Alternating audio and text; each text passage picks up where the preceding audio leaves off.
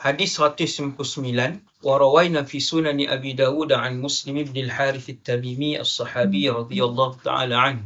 Sahabat ni nama Muslim ibn al-Harith. Beliau radhiyallahu anhu meriwayatkan hadis ni daripada Rasulullah SAW. Annahu asarra ilaihi faqala, idza sarafta min salat al-maghrib faqul, Allahumma ajirni min an-nar 7 marrat, fa innaka idza qulta dhalika thumma mitta aw mutta min laylatik kutiba laka jiwarun minha, wa idza sallaita as-subha faqul kadhalik, fa innaka idza mitta min yaumik kutiba laka jiwarun minha. Satu hari Nabi mendekati sahabat yang bernama Muslim bin Harith. Nabi kata, sudah sembahyang maghrib, sebut Allahumma. Apa maksud Allahumma? Wahai Allah. Allahumma, Nabi suruh berdoa lepas sembahyang maghrib. Wahai Allah, ajirni minan nar, jauhkanlah aku daripada neraka. 7 marrat, Nabi kata, 7 kali sebut Allahumma ajirni minan nar, Allahumma ajirni minan nar, Allahumma ajirni minan nar, Allahumma ajirni minan nar, Allahumma ajirni minan nar, Allahumma ajirni minan nar, Allahumma ajirni minan nar. Alhamdulillah, syukur pada Allah, sebahagian orang dah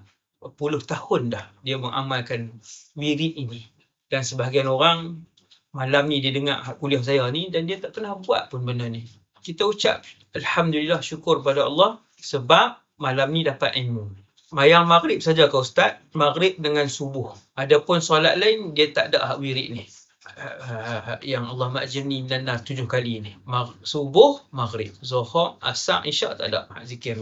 Yang zikir, doa yang zikir yang Nabi ajar ni. Fa innaka idza qulta dhalik thumma mitta aw mutta min lailatik.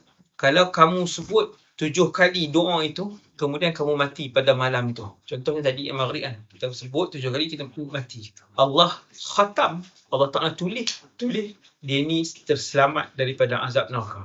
Allah akan tulis orang yang sebut itu terselamat, diselamatkan daripada azab neraka. Masya Allah. Besar ke kecil kan? Besar.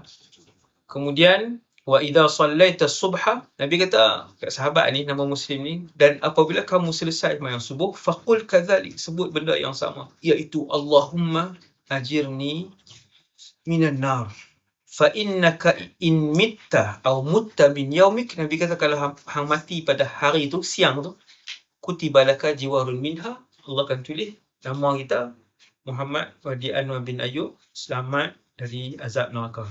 Macam itulah contoh kalau kita sebut.